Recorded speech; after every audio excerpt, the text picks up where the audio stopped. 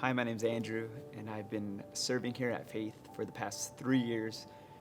At the age of 6, my parents got divorced, and with that divorce, my mom fell into like a super deep depression.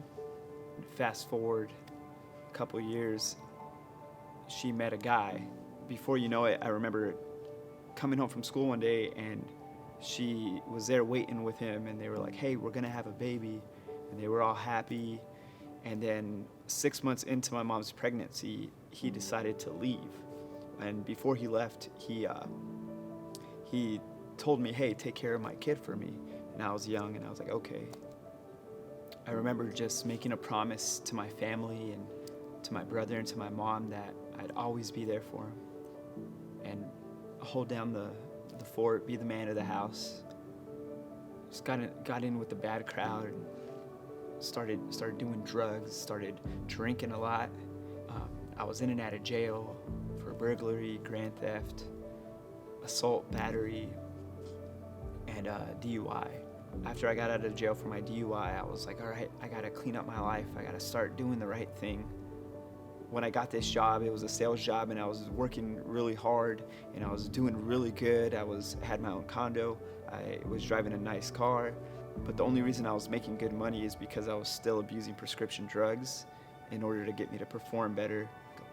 Looking at all the things that I had, and it was like I have everything that I thought would give me happiness, but still I'm depressed, still I'm in, like full of anxiety, and got to the point where I had thoughts of like suicide and just drinking all the pills. And I remember at that moment, I was like, where do I know this feeling from? Why is this depression so familiar?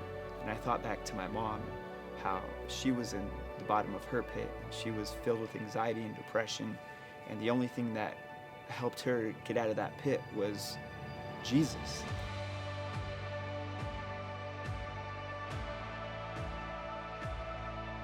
Getting on my knees in my bedroom, lifting my hands, and asking Jesus to help me, I cried out to God and said, "Hey, you take charge of my life. You take the reins and tell me where I need to go, what I need to do." And since that day, I've been sober, cleaned up my life. I'm now pursuing a degree in ministerial leadership.